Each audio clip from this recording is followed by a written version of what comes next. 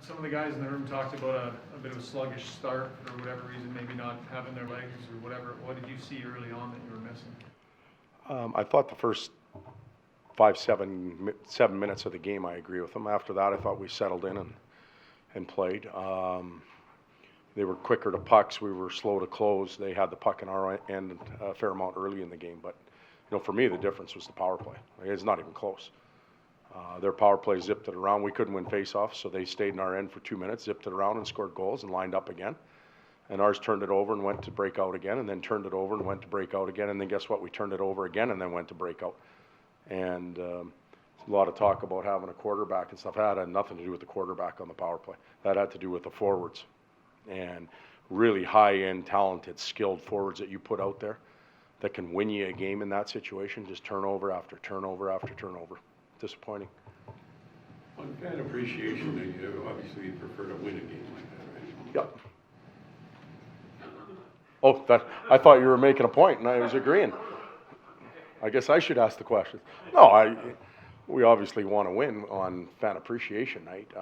We want to win every night. It doesn't have to be a special night for the fans, but for us, having these fans come out and support us in game after game after game when they're craving and begging for wins and for playoff games and stuff like that, that's a pretty unique group of fans here in Edmonton. We may not be a playoff team, but we have playoff fans. And at some point, we've got to find a way to reward them, and we're working towards that. I can't stand up here and use the word patience. They've heard it a million times, so I'm not going to do that. But we've got to continue to get better. And when you look at tonight's game, there was a pretty honest effort by quite a few players. You take one of Colorado's players off the ice, you'd think the rest of the group could pick it up a little bit and get something done there, and they didn't, and that's where we failed. But I can't tell you how much we do appreciate the fans. Did you like Bruswell's game a little bit earlier? Oh yeah, he had some tough looks tonight. He fought through traffic to find rebounds and jams and that type of stuff. The goals, the first one, the guy made a great move, taking it across the net. Second one goes off Feiner and in.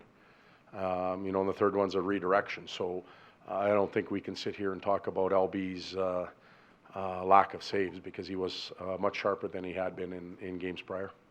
You made some references in the last couple of days to the reboot, or whatever you call it. Yep. In those references, you never explain what the goals were, or trying to keep that in-house? Yeah, we're internally we have it going, and it started at the trade deadline, and we have 18 games left, I think. So we set some internal goals. We did some obviously wins and losses, some numbers in certain situations. We talked about face-offs, talked about individual performances, it's interesting because we've had some really good performances for a lot of the years, but when you break it down to the 18-game segment, there's some guys that need to pick it up a little bit, and then there's others that have done a really good job. So I think it's an opportunity to push, and at the end of the year, we're going to have our 82-game stats, but we're also going to see what happens in those last 18. And I think when I was asked questions on that day or around that day, we started to reference character and the ability to push through adversity and hold our hand a little bit longer. I think those stats will reflect that at the end of the year. But you haven't thrown those numbers out. Do you have any intention of telling us what they are? I don't know where they are. Todd, you've seen in